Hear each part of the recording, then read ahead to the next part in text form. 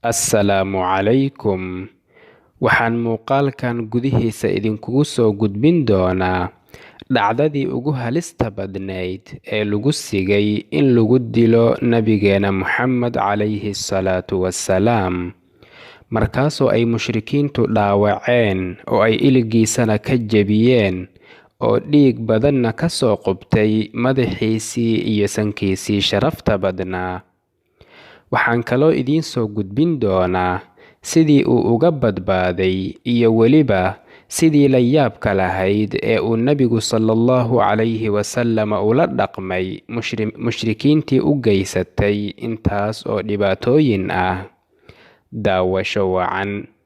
Balse ka hor inta aanan bilaabin, haddii aad nagu cusub tahay fadlan ha iloobin channelka inaad subscribe saarato si aad inoo dhiirageliso, gambaleelkana furo si ay kuu soo gaaraan muuqaaladeena xiga.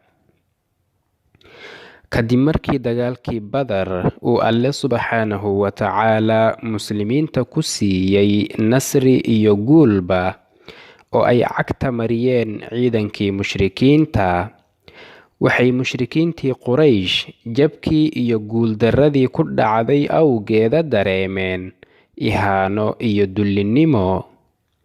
Waxayna bilaabeen in ay qorsheeyaan dagaal aad u weyn oo ay doonayeen in ay uga aargutaan Nabiga sallallahu calayhi wasallam iyo asxaabtiisa.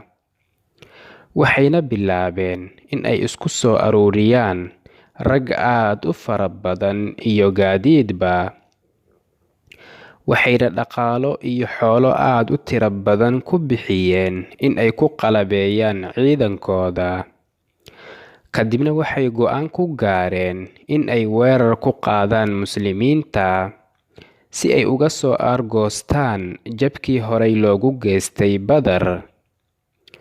Waxayna xilligaas tiradoodu gaaraysay 3,000 oo rag ah.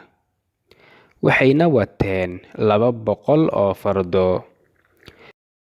Kadibna waxaa muslimiinta soo gaaray warbixintooda. Markaas bay iyaguna bilaabeen in ay u diyaar garoobaan sidii ay uga hortagi lahaayeen oo ay Madiino uga difaaci lahaayeen mushrikiinta. Tirada dagaalamayaasha muslimiintana xilligaas waxay ahaayeen 1,000 nin oo keliya. Waxay labada ciidan isaga hor yimaadeen buurta Uxud agteeda. Dagaalkaas inta lagu guda jiray ayaa waxaa dhacday dhacdo lagu sigay Nabiga sallallahu calayhi wasallam in lagu dilo.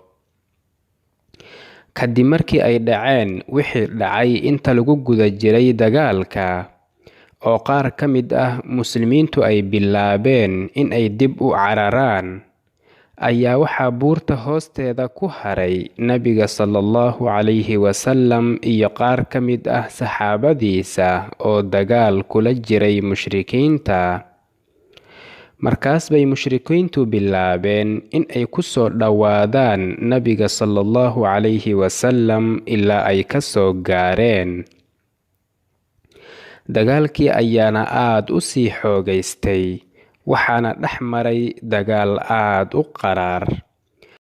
Waxayna tiro ka mid ah saxaabadu isugu tageen in ay difaacaan Nabiga sallallahu calayhi wasallam ilaa ay ka shahiideen intii ka shahiiday.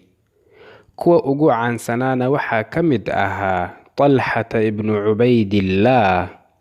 Waxaa farihiisa laga jaray isagoo difaacaya Nabiga calayhi salaatu wassalaam. Markaas buu Nabigu sallallahu calayhi wasallam ku yidhi, wajabat Talxa, isagoo ula jeeda janno ayaa u waajibtay Talxa. Waxaana Nabiga sallallahu calayhi wasallam ku soo hartay 14 saxaabi. Balse sidaasoo ay ahayd, waxay mushrikiintu ku guulaysteen in ay dhaawacaan Nabiga sallallahu calayhi wasallam. Waxay ku tuureen dhagax weyn oo ka asiibay daankiisa. Kadibna waxaa Nabiga sallallahu calayhi wasallam daankiisa ka gashay 2 jab oo ka mid ahayd cambuur bireedkiisii uu xirnaa. waxaa nabiga sallallahu calayhi wasallam ku soo dhowaaday nin lagu magacaabi jiray ibnu qami ah. markaas buu seeftiisa ooga dhuftay garabkiisa oo la helay cambuur bireedkiisa.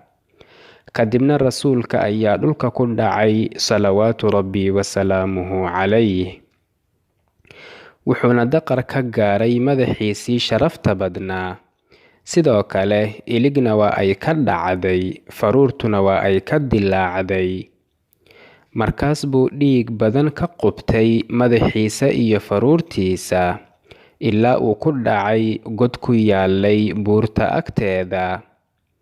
markaas buu caliy bnu abi taalib allaha ka raali noqdee gacanta ka soo qabtay, waxaana isku duubay oo garabka ka qabtay talxata binu cubaydillaah, wuuna caawiyey ilaa uu toos lugihiisa ugu soo istaagay sallallahu calayhi wasallam. wuxuuna abuu cubaydata ibnuljarax isku dayay inuu ka saaro labadii birood ee nabiga sallallahu calayhi wasallam ka gashay daankiisa, balse waa uu ku soo saari kari waayay gacantiisa.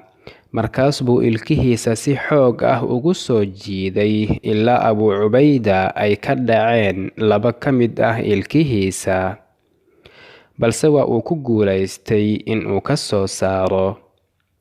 kadibna rasuulka sallallahu calayhi wasallam ayaa doonay inuu koro dhagax weyn oo yaalay hortiisa.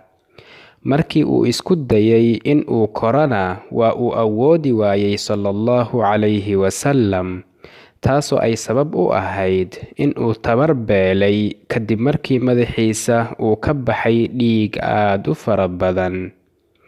markaas buu talxata binu cubaydillaah intuu fadhiistay hoostiisa kor u qaaday ilaa uu ka koray dhagaxa dushiisa salawaatu rabbi wasalaamuhu calayh. markii la dhaawacay nabiga sallallahu calayhi wasallam ayaa lagu yidhi, miyaadan habaaraynin kuwan kuu geystay dhibaatadan? markaas buu yidhi, aniga la iima soo saarin in aan wax habaaro, balse waxaa la ii soo saaray naxariis iyo in aan gaarsiiyo dacwada. wuxuuna intaas raaciyey, allaahumma hdi qowmii fa innahum laa yaclamuun.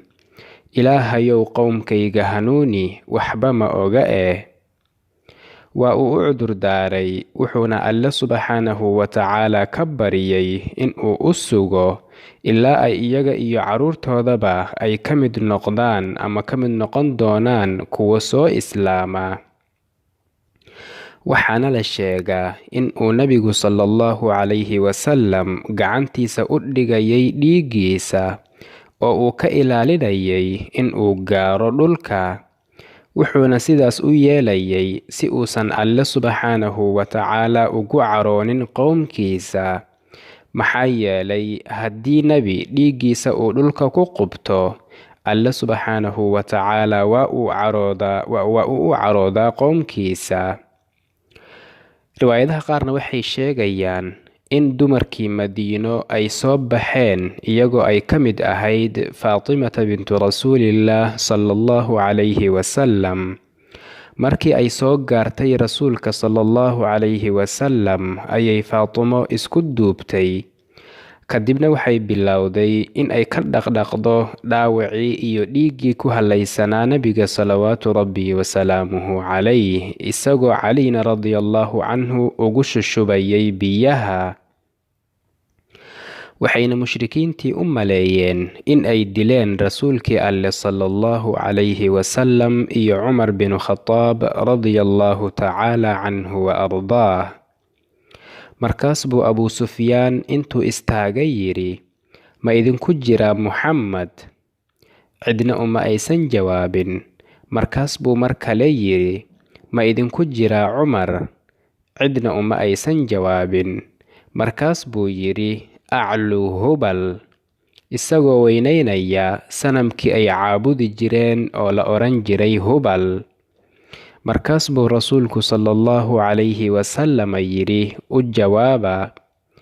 waxay saxaabadu ridwaanullaahi calayhim dhaheen, maxaan ku dhahnaa yaa rasuulallah? markaas buu sallallahu calayhi wasallam ku yidhi, waxaad tidhaahdaan allaahu aclaa wa ajal.